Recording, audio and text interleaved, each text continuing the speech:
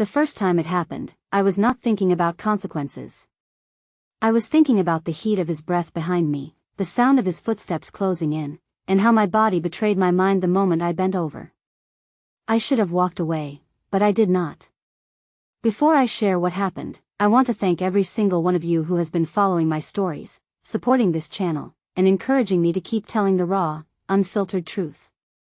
If you are new here, please like, subscribe, and share your thoughts in the comments below. Your engagement keeps me going, and your feedback helps shape every story I tell. The summer of last year was suffocating in more ways than one. The air in Tennessee hung thick and wet, wrapping around you until your skin glistened with sweat. My marriage to David had been hanging by a thread for months. The man I once loved now spent more time at the bar than at home, and when he was home, his eyes were glued to his phone, his laughter reserved for whoever he texted late into the night. I had convinced myself that I was imagining it, that the shadows of suspicion creeping into my mind were just the byproduct of loneliness. But the truth was, I was starving for affection. Starving for someone to look at me and actually see me. That someone turned out to be Brian. Brian was not just anyone. He was David's best friend since high school, the man who had been in our lives for over a decade. He was around for barbecues, for Christmas mornings, for quiet evenings when David and I were supposed to be enjoying each other's company but instead ended up with Brian sitting between us, telling jokes that made me laugh harder than my husband ever did. It started innocently enough, small talk when David left the room, lingering glances that felt too loaded to be harmless. I told myself I was imagining it, that the flicker in his eyes when they met mine was not interest, just habit. Until that day in my kitchen. I was bending over the dishwasher, steam rising from freshly rinsed plates, the smell of lemon detergent filling the air. My summer dress clung to the curve of my hips, the thin fabric offering no real modesty. I had not even heard him walk in. Then came the warmth of his presence, close, too close. His voice was low, almost a whisper. "You dropped something, Lindsay." I froze, my hands gripping the edge of the dishwasher. My heart was pounding so hard I could feel it in my throat. I knew I should stand up, create distance, remind him of the lines we were not supposed to cross.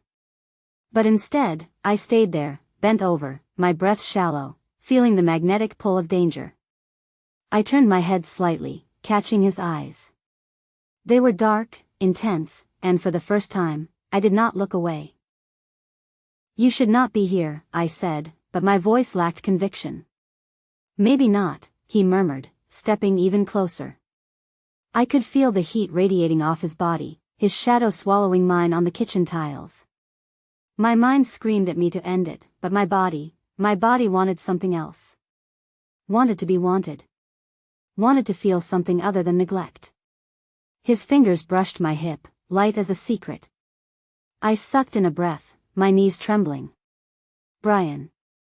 The sound of his name in my mouth seemed to snap him out of the moment.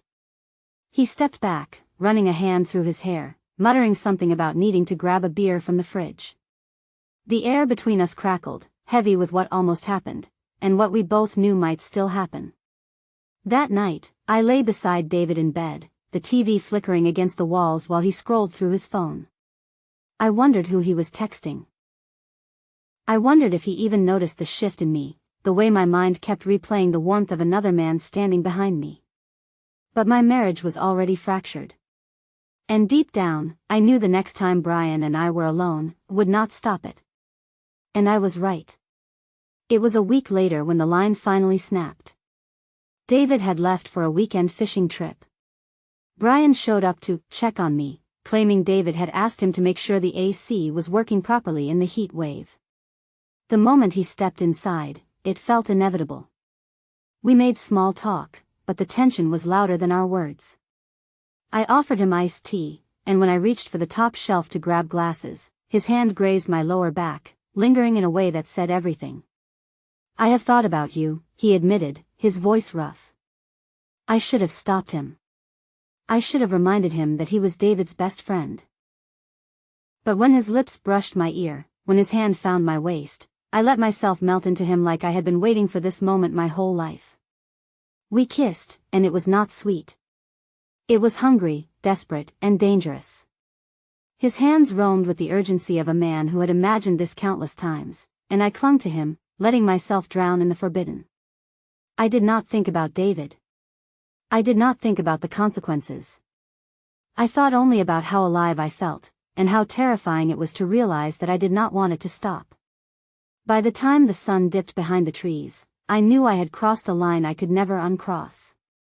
But the real shock came 2 days later, when David came home from his trip and casually mentioned, "Brian told me he stopped by. Said the AC's fine. You guys have a good chat?" My stomach twisted, my pulse spiking. He was testing me. Or maybe, he already knew. David's question about Brian's visit had been casual, almost lazy, but the way his eyes lingered on me made my skin prickle. I forced a smile, pretending to focus on the dinner I was plating. "Yeah," I said lightly. "He came by, checked the AC. We talked for a bit. Nothing much." David hummed, sat down, and started eating without another word. But in that silence, my mind was screaming. Did he know? Was he fishing for a confession? Or was this just my guilt making shadows out of nothing? Either way, I could not look at him for too long without feeling the weight of what I had done. That night, David fell asleep early, his back turned to me. I stared at the dark ceiling, my body restless, my thoughts tangled. I had expected guilt to consume me completely, but there was another emotion coiled inside me, longing. Longing for the way Brian's hands had felt, for the way he had looked at me like I was the only thing in the room worth wanting. I told myself I would keep my distance. That what happened had been a one-time mistake, born from loneliness and heat. But lies taste sweet when you need them to. It was only 3 days later when I saw him again. David and Brian were supposed to meet at the hardware store, but David's truck broke down on the highway. I got the call from my husband asking me to tell Brian he would be late. When I showed up at Brian's house, he opened the door shirtless, sweat glistening on his chest. The smell of fresh-cut grass and his cologne mixed in the humid air. "You here to deliver a message," he said, a smirk pulling at his mouth, "or trouble?" I swallowed hard. David is running late. Truck trouble. He nodded, but his eyes were fixed on mine, and in them I saw the same dangerous pull that had undone me before. "I have a beer in the fridge," he said, stepping aside. "Want one?" I should have said no. I should have turned and walked back to my car. But I stepped inside. His living room was dim, the blinds drawn against the afternoon sun. He handed me a cold bottle, our fingers brushing, and the air between us shifted. "We should not do this," I whispered. He stepped closer, his voice low. "Then why are you here, Lindsay?" That question cut deeper than I wanted to admit. I could have said it was because of David. I could have blamed the broken marriage, the loneliness, the need for something that felt alive. But the truth was simpler, I wanted him. And when his hands slid into my hair, pulling me into a kiss that stole the air from my lungs, I stopped pretending otherwise. We moved like we had been holding back for years, each touch reckless, each breath heavy with need. There was no soft romance in it, it was raw, messy, and real. The couch groaned under our weight, and the world outside vanished. For the first time in months, I felt like someone saw me. Not the version of me who smiled at neighborhood barbecues or folded laundry at midnight, but the woman who had desires, who could be selfish, who could take what she wanted. Afterwards, I sat on the edge of his couch, my hair tangled, my heartbeat still wild. "This is dangerous," I said, though I did not sound convinced. "Then stop coming," Brian replied. We both knew I would not. When I finally got home, David's truck was already in the driveway. He was in the kitchen, opening a beer. "You tell Brian I am sorry?" he asked. I nodded, my throat dry. "Yeah." He understood. David smiled faintly, but his eyes were sharp. "Good. He is a good friend. I trust him with my life." The words hit me like a punch. I forced a laugh, but my chest felt tight. I knew then that this was not going to be something I could hide forever. And I was right. 2 weeks later, I got a text from Brian that made my stomach twist. "We need to talk. David's asking questions." The text from Brian kept replaying in my head all night. David's asking questions. It was not the first time I had felt panic since this started, but it was the first time the fear felt like it had teeth. When I saw Brian 2 days later, he looked different. More guarded. His smile was tighter, his hands restless. We met at the back booth of a quiet bar, the kind of place where the lights are dim enough to make secrets feel safer. "What exactly did he say?" I asked, my voice low. Brian leaned forward. "He asked if I'd noticed anything different about you lately. Said you've been distracted, quieter. Then, he asked me if I thought you'd ever cheat." The words sucked the air out of me. "What did you say?" I told him no. "But, Lindsay," his eyes met mine, steady and serious. "He's not going to drop it. If he's already asking, he's already halfway to knowing." I stared at my untouched drink. I could feel the walls closing in, the thin thread of secrecy about to snap. The days after that felt like walking on broken glass. David's questions got sharper. His glances lasted longer. He started coming home early, watching me with an expression I could not read.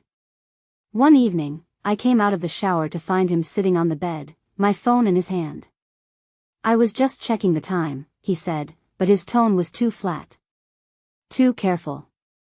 I reached for my phone, but his grip tightened for a moment before he let go.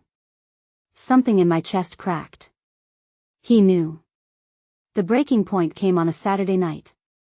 We were at a friend's backyard cookout. David was quiet all evening, drinking slowly, eyes scanning the crowd. I tried to play the perfect wife, laughing at the right moments, chatting with neighbors. But then Brian walked in. The second David saw him, his jaw tightened. He did not look away from me when he said, "Why don't you two go ahead and catch up? I'll be right here." My stomach flipped.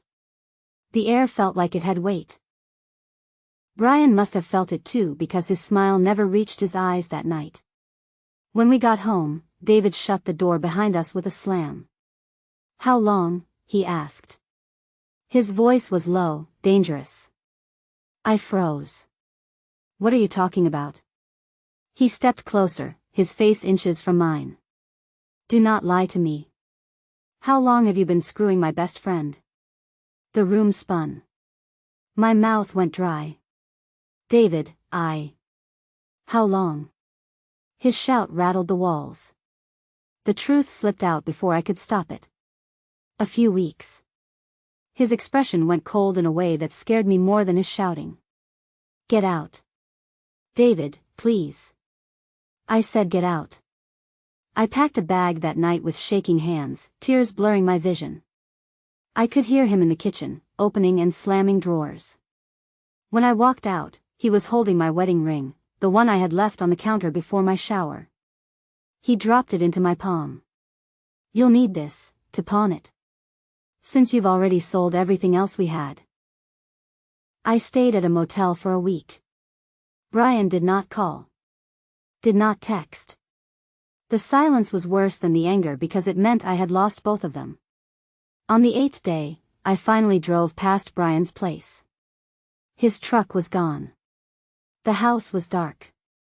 A neighbor told me he had left town for a job out west. I was alone. 3 months later, I saw David in town with another woman.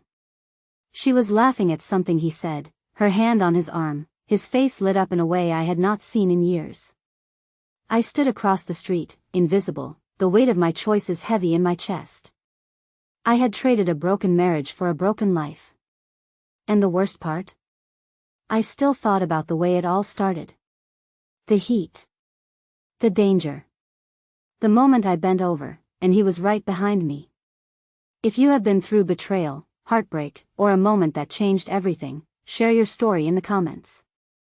Do not forget to like, subscribe, and turn on notifications for more raw, unfiltered stories. Your voice matters here, and someone out there needs to hear what you have to say.